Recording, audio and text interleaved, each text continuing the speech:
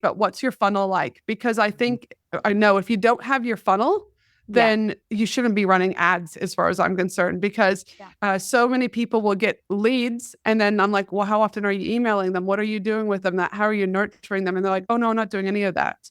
I'm like, so you've just spent $5 per lead on, let's say, Facebook. You've got them into your ecosystem and now they're just laying dormant. Stop and don't spend another single cent on advertising until you listen to this. I'm Marianne Amies. This is Ready, Set, Paid Ads, digital marketing for paid ad success. Let's go.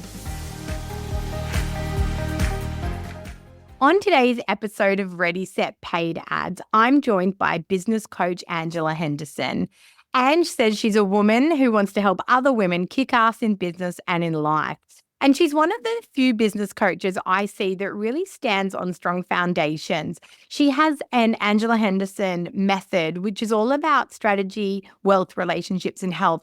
And I know from clients that we've worked on in tandem that she really helps women create profitable businesses, but with a real balanced approach. Today's chat that we get into starts with Facebook ads, and Anne shares case studies of herself and her clients and how they've successfully had 6- and 7-figure Facebook ads experiences. But then we really get into partnerships and other sources of paid media and ways that you can leverage contacts and really create consumer experiences that are going to introduce them to your brand in valuable ways. So some real great alternative ideas to traditional paid ads.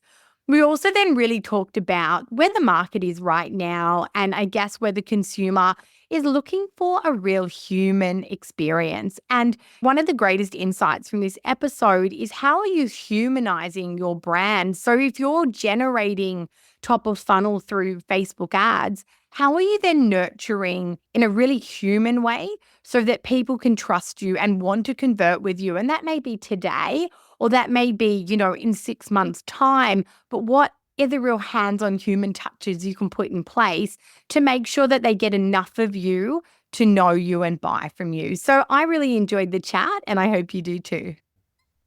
Welcome back to another episode of Ready, Set, Paid Ads. I'm excited today to be joined by Ange Henderson. Hi, Ange. Hello, my friend. How are you today? I'm good. How are you? Super well. Amazing. Look, Ange, tell everybody about yourself and what you love to do, and then we'll dive in. Yeah, absolutely. So I'm a business consultant, podcaster, and speaker. And ultimately, I help women around the world to create personalized business strategies, master their mindset so that they can, just wake up every day and love life, both in business and life. And I do that through one-on-one, rev share clients, my mastermind. I also run Australia's Women in Business Conference, and I run retreats in Bali. So I do a variety of different things depending on what women need the most. So yeah, that's what I do. Amazing. And you've been doing that for a long time. Yeah, so I've been in the consulting space now since 2017, so for about 7-8 years now. Yeah. But before that, my first business was Finley and Me, which was an educational toy store focusing on creating childhood memories through play, love, and travel. And I did that for 7 years also. So yes. Wow, fantastic. Well, look, you've built obviously one successful e-com business and now a huge consulting business, which I know impacts so many women. I wanted to get you on here today to ask you the question of, do you ads? Mm-hmm. Dude, absolutely I ads. Ads, I think, are a super imperative part of the overall growth optimization, even stabilizing strategy that most businesses don't consider, or they consider, but they don't know the hows. And so 100% I ad, and I'm all about testing because you just never know. Something could work one day and then the next day it stops working. And so I'm very much about being able to adapt and pivot accordingly when ads don't necessarily work. Fantastic. And so I guess in a business like yours, what sort of ads, or where are you running ads? Are you running them on Meta? Are you running them on Google? What does that look like for you? So we run them more often than not on Meta, for sure. And it's not necessarily all the time. So we were running ads all the time, ones that were going just to our podcast, the Ange Henderson Online Business Podcast, just to, again, warm audience and just get people, familiar with us. Yeah. Then we would run some retargeting ads, if people clicked on a website or if they clicked on a particular page or podcast, whatever, we would retarget them.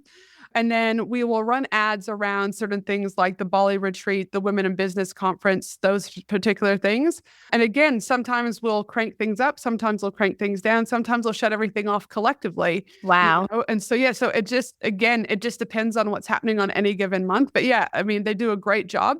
But I think it's very important also for people to realize, I see this all the time where I'm running ads, people will start working with me and I'm like, that's really great, but what's your funnel like? Because I know if you don't have your funnel, then you shouldn't be running ads as far as I'm concerned, because so many people will get leads. And then I'm like, well, how often are you emailing them? What are you doing with them? How are you nurturing them? And they're like, oh, no, I'm not doing any of that.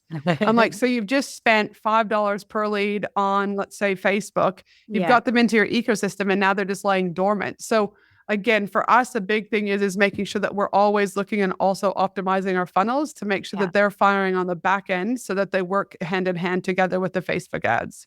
Yeah, that's such a good point. And I guess that, that's any form of lead generation and any form of even directing traffic to your website. Like, how are you going to capture that information? And then what journey are you going to take them on? Because as we know, people aren't necessarily ready to convert the first time they engage with you. 100%.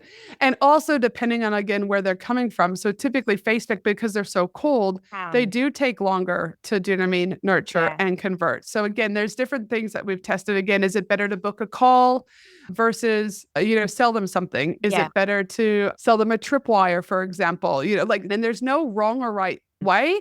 Like, I was working with a client once, it was during COVID, and she came to me and she is an international artist and she runs retreats all over like Cambodia, Laos, Mexico. She's amazing. And she said, Ange, I've had it, like, I'm going to lose like 90% of my revenue here. And I said, well, hold on.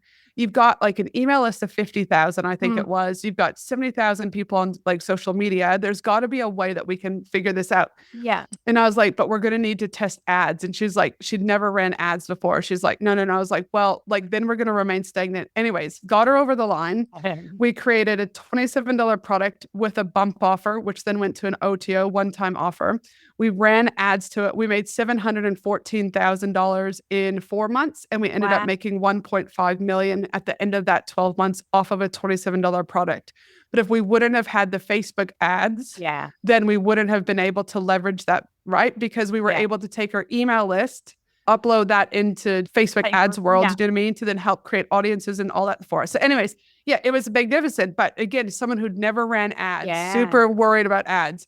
But then in Australia, also there's the export grant. And at that stage, she was also able to get like 35K back from ads. So, we were spending a lot of money, but her profit margin was high and she wasn't having to, like, it was not taking any of her time, right? Because it was just the course going there. So ads, they're such a beautiful way to enhance and optimize. Yeah, that's fantastic. I did a podcast a few weeks ago with a lady called Corinda Gosling, and she specializes in low ticket downloadables and phenomenal what you can do. And she talked about self-liquidating ads, which I love that terminology. And I think that's a great example. And to your point, there is that testing and you don't know. And even the first time you run the ad, it may not be successful, but that doesn't mean the product is not successful. Exactly. There's that opportunity to try different ways and see if there is market fit there. So I guess, that's a really great story. What's been an ads horror story that you've had? Yeah, I mean, for me, I think I know is I've worked with some of the top ad specialists around the world and, paying anywhere from $4,000 to $5,000 USD per month to work with some of these ads agencies. And more often than not, I can say, like, I'm all about taking radical responsibility when I fuck up, if I do something wrong, if I'm not holding my end of the bargain. But these were where you're paying an ad agency to make sure that the funnel's firing, that the copy is getting done, the graphics are getting done, they're setting it up, they're looking at budget, like they're really doing everything. And for $5,000 USD a month, I do have high expectations that this would be. And so I would say there was and I'm laughing at myself if you can't see me, is because when someone comes to me for coaching, I'm going to caveat this. And if they're like, I've worked with 5 other coaches before, they can't do anything, I'm always like, fucking red flag. Do you know what I mean? I'm just like, because it's like it takes both parties to tango. All right. So in this instance, for the 2 of these brands, one was $4,000 USD, one was $5,000 USD. They grew really, really quickly. and they didn't have the systems and team in place in order for it to be executed. So my stuff was getting turned in on time, and I was having to keep following up. And so then, we're losing money, and they're not being like, oh, hey, we didn't hold our bug and let us give you a discount on the month. You're still paying. And with being in Australia to USD, it's a lot of money that you're losing. Totally. So that would be, I would say it wasn't necessarily ads that ruined it. It was my experience with those ads agencies who didn't have systems and team in place to execute, but I was paying extraordinary, amounts of money. So that's my horror. Do you know what I mean? My horror story. And so now what we do is my online business manager actually is pretty savvy with ads. And so for us, again, we pay certain people to review our ads and to make sure that if we're not missing any blind spots, but we pretty much host it in team now is what we do. So Amazing. And that gives you an agility as well. If you've got someone in-house that can read the data and see what's working, changing creative in a few days or in a week because you've seen, what's working or seeing something working and you want to double down on it. I think that agility in decision making, if it can't come from a partner, having that in-house will make all the difference as well. 100%. And I also think that I understand Facebook ads. I get how they work, but I don't want to be the person doing the ads. But I do think anyone who's running ads needs to understand them so that you're able to call out and work collaboratively with the agencies that you do work with, because there's an enormous percentage of people that come to me that is working with agencies. But when I'm saying like, hey, can you log into the back end and show me? They don't know how to do that. And I'm like, okay. Or they'll get their monthly report, but they don't know what it means. And I'm like, listen, there needs to be, because I'm very much about empowering other women in business to be able to understand all the pieces, not that they need to do all the pieces, because education is power. And when they don't have that power, how do you then make better informed decisions for your business if you don't understand what the data is actually telling you? How do you then go back to a team and go like, oh, actually double our revenue for the month in ads because this data looks really great? So again, empower yourself to understand ads, but you don't have to be the doer. Do you know what I mean? Work with you, for example, Marianne, like get someone to work with, but doesn't mean that you take the foot off the pedal and don't understand how they work for your business. So true. And I think, we obviously see that so much. We have so many clients that do not respond to their monthly report, and we have an in-depth report. We do commentary. We sometimes, record videos, and the video doesn't even get watched. And maybe it is because they can't understand it, but a lot just disengage. A lot just sort of go, well, I've ticked that box. You've got ads running. I don't need to worry. But then there definitely is such a benefit when somebody is keeping up to date, asking really valid questions, because it pushes us to perform better as well.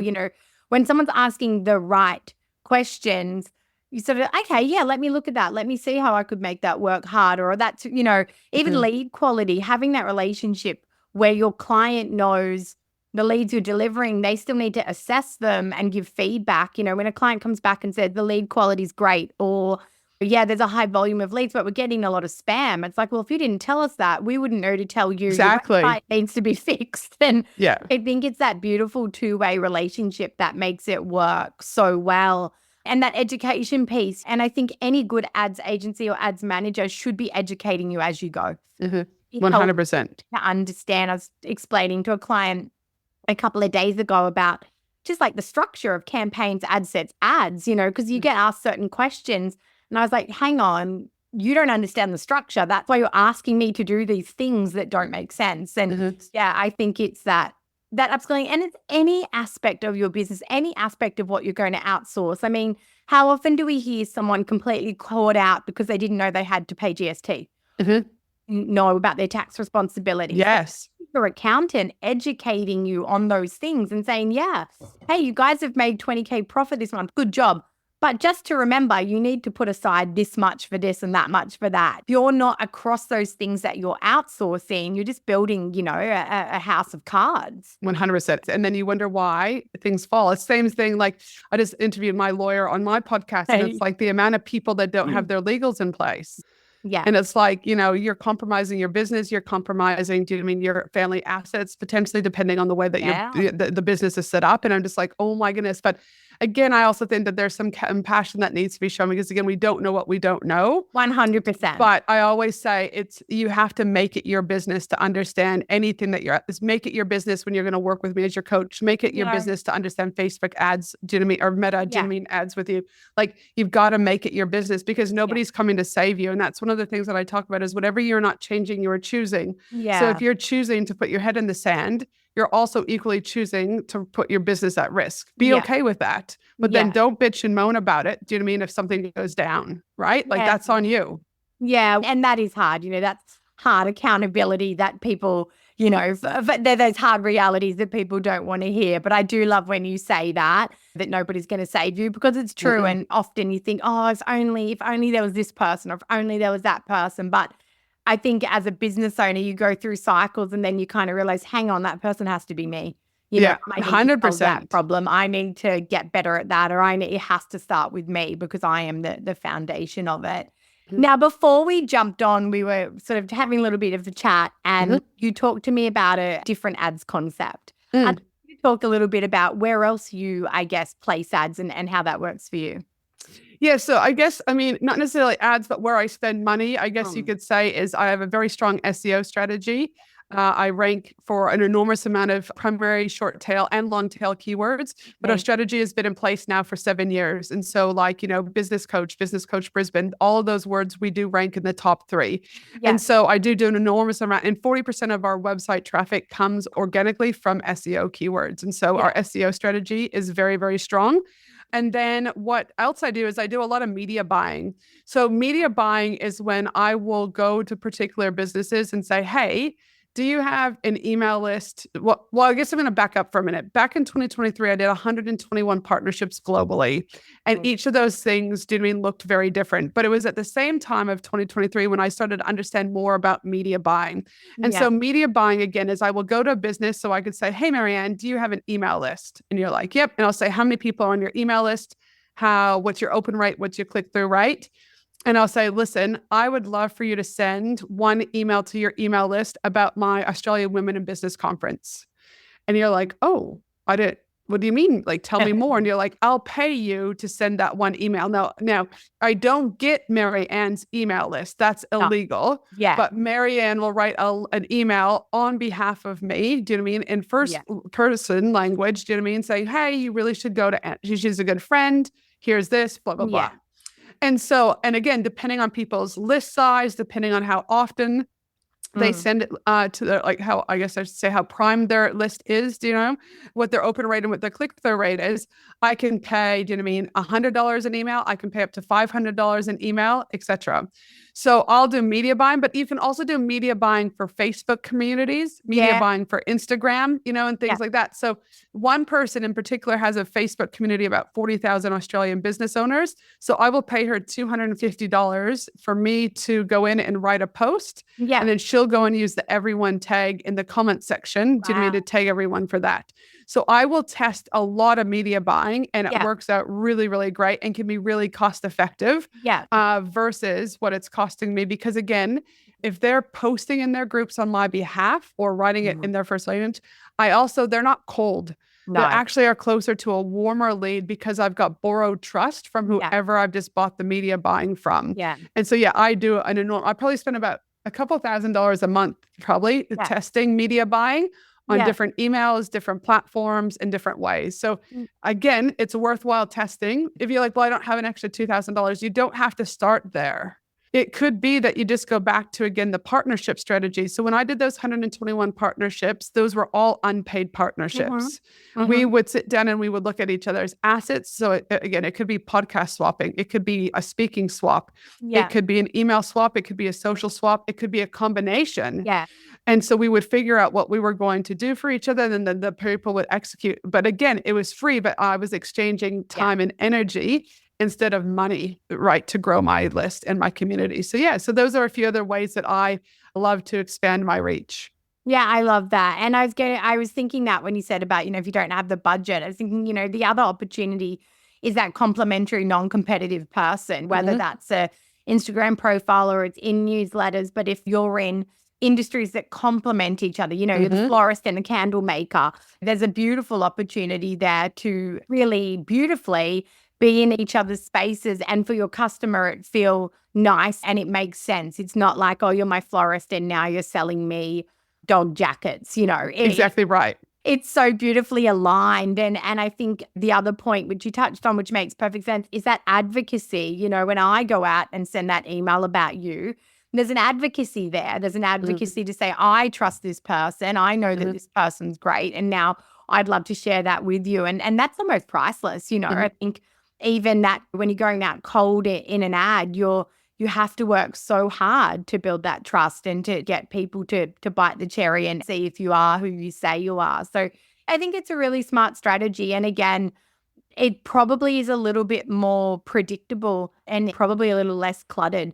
You've got a bit of predictability of where and how you're going to turn up and to who, where with Facebook ads and Google ads, there's still a lot of unknowns while you're testing and learning and establishing as well. And I know, like, for example, we just did our 2-hour strategy and goal planning workshop. I run it every November. We've had thousands of people through. And this year we had 688 people, last time I counted, sign up to our event. And when we looked at the majority, I think it was like 500 and something leads came from our partners. Wow. So again, so now the difference there, again, you have to keep in mind is even though I have borrowed trust, they were still relatively cold.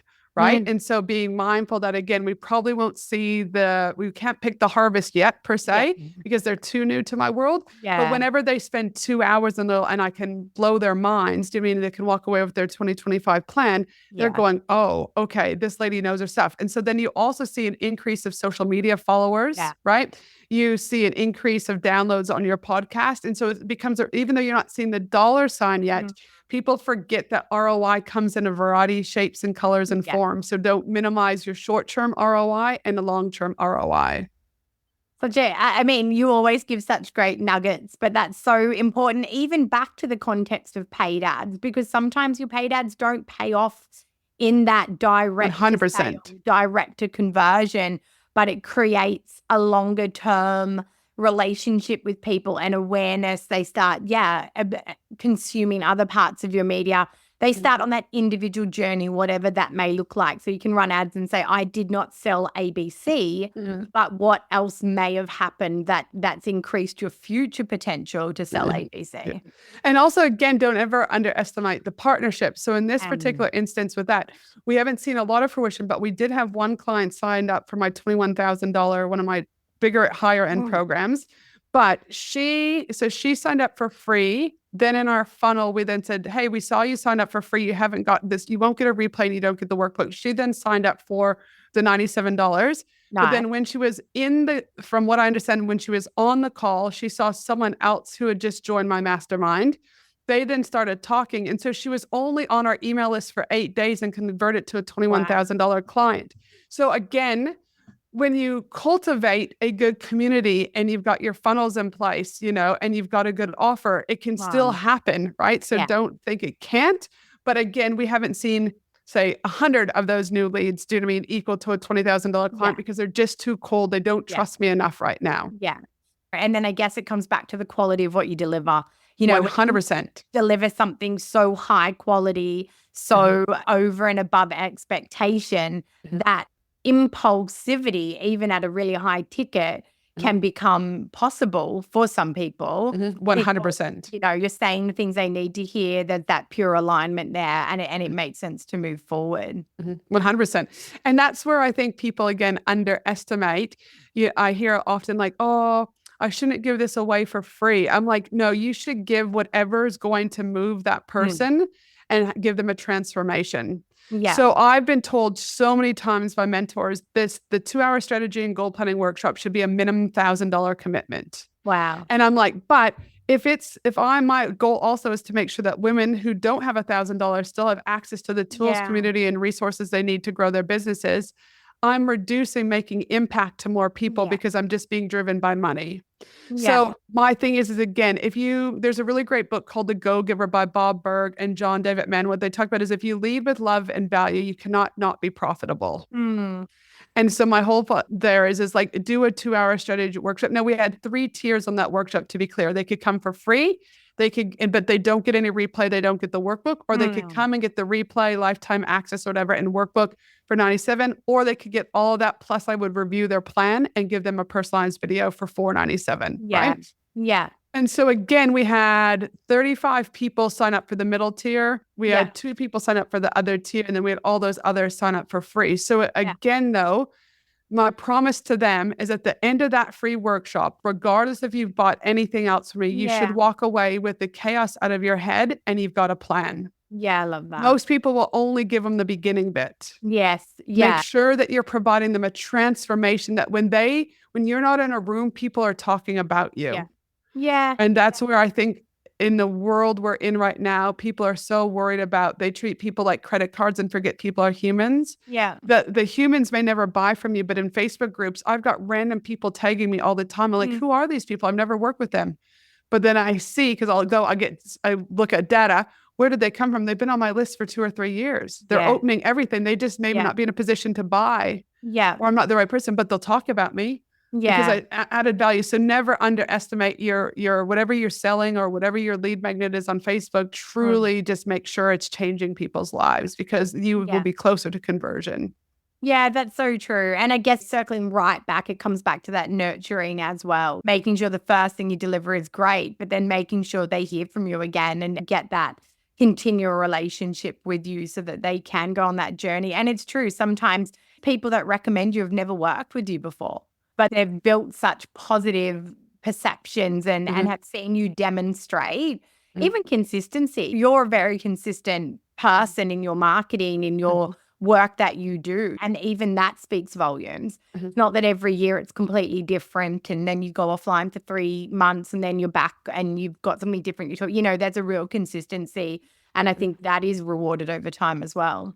Well, it's the compound effect, right? It's like little bit by little bit, eventually we'll make something bigger, So, and that's where the whole notion of the word omnipresence, when I first started, if you think about marketing or visibility, there's only 3 ways to gain visibility: organic, partnerships, and paid.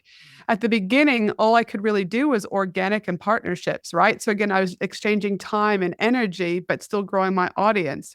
But I had to understand that it was going to take time and that it wasn't going to be these quick wins. And so many people right now are like, but I'm on social media, I'm not growing. And I'm like, well, no, there's a perception there that is very misleading, I think. So when you have this omnipresence, but then over time, it's like, I then had the podcast and I had a Facebook group. Then I've been on over almost probably 200 podcasts now. And then so it becomes all some people like, you're everywhere, but I don't feel like I'm everywhere. It's just been years of accumulating and compounding that then they come to this notion of like, it feels like you're everywhere when you're not. Yeah. Which is fantastic. And as you say, that does take time. 100%. It's like, I've been in business collectively for 14 years, 7 in one, 7 in the other. Like, it just doesn't happen overnight.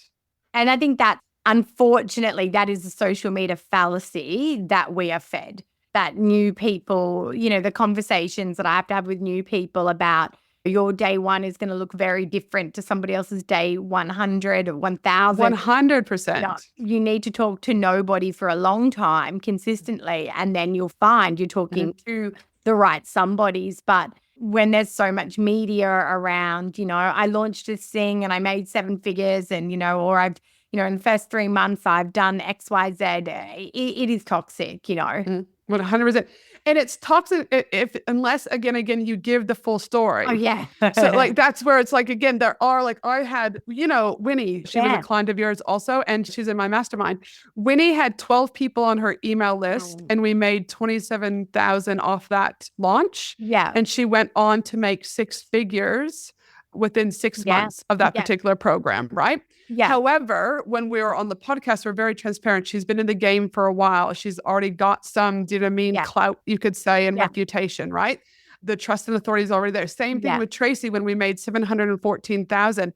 We were very transparent. She had an email list of 50,000. She had a social media of 70,000. Like, it's when people are out there saying, I had a 7-figure launch, but they don't tell you that they spent $999,000 on Facebook ads to make the dollar. That's the stuff that just me. And there's even and I won't name names, but there's a known person who's just launched recently.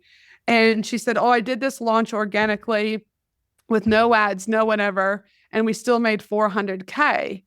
And I'm like, yeah, but what you didn't disclose. So yes, you've disclosed part of the picture, but what you didn't disclose was how big was your email list and how big was your reach.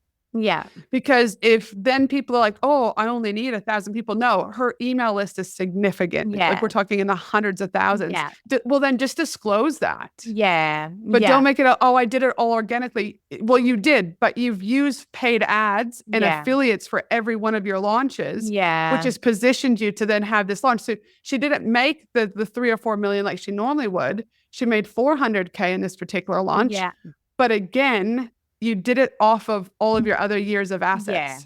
So be like, again, so my thing is be transparent about how it's come to fruition. Which is at the end of the day, ethical, right? Like, well, it should be, but most people, there's a lot of people. Oh yeah. I would weigh on the more side that don't do it. Do you know what I mean? That do it, you know? Oh, 100%. And again, because it's their attraction strategy, because they're trying to attract people that are down on their luck, wanting the savior. And if they can tell this story that sounds really amazing and against all odds, they will attract those people. But all they'll end up doing is milking those people, disappointing them and leaving them behind. So it's 100%. But also you're more likely to attract. So there's a book I did a training with Frederick Dodson and my mentor a few years ago. They only did it one time, but they talked about the levels of energy. So that's what Frederick is known for. And they talk about there are reactive buyers, willful buyers, intellectual buyers, and intuitive buyers. Reactive buyers are the ones who need those stories. They're also the ones that need countdown timers. They're the ones that need bonus in, bonus out. But reactive buyers are also more likely to ask for refunds than any other cohort because they're a reactive buyer, and they're also more likely to be a pain in the ass. Yeah. Then you've got a willful buyer, and a willful buyer, they still need to see a sales page. They need to see testimonials. The intellectual buyer needs to see all of that, plus case studies, plus be able to book a call. And then the intuitive buyer just goes, this feels really great, sign me up. But the intuitive buyer, just like the reactive buyer, is more likely to ask for a refund because they get in there and they go, it's not in alignment anymore because it's hard. And it's like, well, no, you just have to put the funnel in place and you've got to go and write the email copy. It's not that it might feel hard, but like it's part of the process. But they're like, but it's not ease anymore. And I'm like, no, you still have to take action as an intuitive to still make money. So I do think you've got to be mindful about what type of buyer you're trying to attract and the mechanisms behind ads that you're doing that for. So again, the reactive buyers, I could probably count on 2 hands max in 7 years of consulting that I've given refunds. Yeah. And most people stay in my community on average for 2.5 years. And my lifetime value of a client for my higher end programs sits at about 43K. Yeah. So again, because they stay in the ecosystem. So again, it's not necessarily more numbers, but it's providing that experience, that interaction, and doing what you say you're going to do. That keeps the people where they're at in my ecosystem. And driving the results, like 100%. And I think, in my experience of programs and coaching and all those sorts of things, there is nothing more important than feeling like the person is committed to your outcomes. Yes. There is nothing worse than when you just feel like you've bought into a program and you've become a number. And I think from all the work and I guess what I've seen of you over the years, you show your community such deep, genuine care. We've obviously crossed over on clients and I see that when I work with clients of yours, I see how invested you are in them. 100%. And I think that is the difference. That's what gives you that lifetime value because people don't stay when they don't feel valued. 100%. And I think that's where, if you look at B2B, B2C marketing, and then you've got human to human marketing or P2P, people will call it people to people. And it's like human to human marketing is the experience and interaction one faces with a particular brand. And I think more than ever before, people want to feel seen. And that's where AI, you can never replace a human being. No. You can never replace personalization. You can never replace touch point. And so while people are trying to double down on evergreen funnels and everything like that, I believe the day is coming that I'm already seeing it. We see it. I see it too. It's not working the way that it used to. And I'm not necessarily saying high ticket is the way either. I'm not saying that. But what I'm saying is creating things that are going to allow people to get personalized support is not going to be a want. It's going to be a need because people are not buying in this cookie cutter approach. Not anymore. No. No. No, I think from COVID or maybe just before COVID to maybe 2 years after, group programs were everything. And I personally, from what I observe, I feel like group programs this year have really suffered because number one, people are a bit more budget conscious. And so they want things that are really going to move the needle. And number two, they've been burnt by being a number. They've bought too many programs and not finished them. Yep. And they do. Yeah, you're exactly right. I mean, when I seek out somebody, I'm basically like, what is the one-on-one what's your one-on-one offer? Because I know myself, I don't do well in groups because I start out really engaged. Then the person doesn't really follow me up or hold me accountable. I get busy. I drift off. I lose touch. And yeah, I've had people where I've lifetime value spent maybe 25, 30K with them. And at the end thought, you don't even notice that I haven't booked with you all the things I'm meant to book with, you've lost me. And then that's when you drop off. And then that's where you look at other things and you think, well, would I do that? Would I do this? I think there's been a massive, massive shift in that area. 100%. And I know coaches in the past who worked with me, and I've spent like one coach alone was 45K to work with him for 6 months. Like I've spent close to 750K on personal development over the 14 years. And I can tell you no coach has ever followed me up. And so when I saw that, I was like, no. So like every Monday we pull up Airtable and we go through every single client and I right then and there will reach out to them if I haven't seen them in less than 7 days. Yeah. And I'm just like, because I know so much and that's why my numbers are smaller. But again, I don't have to work as hard for more top of funnel because, and from our data that we did recently, of the people who have bought higher ticket items, one-on-one or my mastermind, my higher end mastermind, 50% of them come back to me after they leave me. and because I never want people to become dependent on me. I'm like, you do not want to be dependent on me. If that's the case, I haven't done my job. So I will connect them with other coaches, other things that they need to do to grow their business, and they will come back. Yeah. And they're saying, because you cared. And so again, where I say, you can run Facebook ads, but be damn sure when the Facebook ads are done running that whatever you're doing, you are nurturing them and treating them like human beings as much as you can possible, because it will separate you from what everyone else is doing right now. I love that. I think that's the perfect wrap up. I love that you brought it back to ads. We did completely tangent off there, but I think such a valuable conversation. But I think you're right. And I think technology, AI, digital, even nurturing, all those things have pushed us for years to automate, to hand it over, to dehumanize.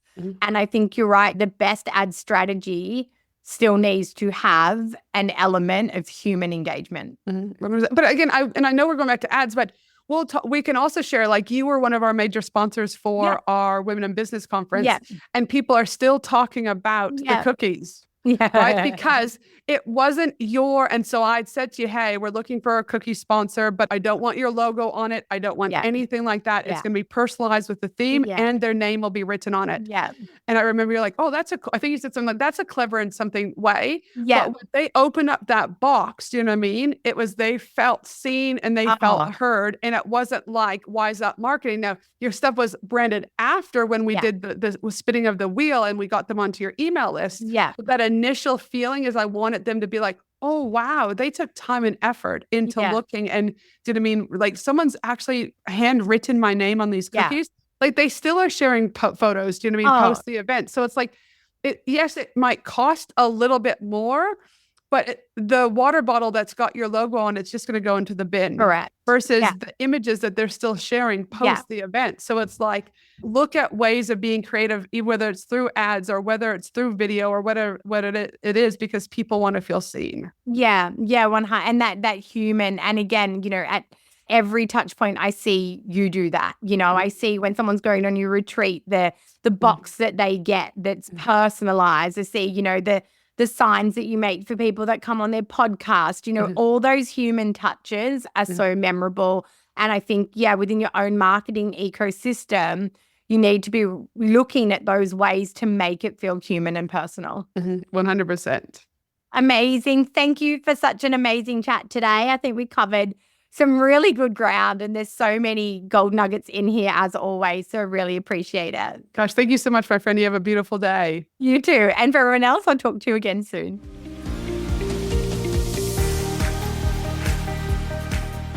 That's a wrap on another episode of Ready, Set, Paid Ads.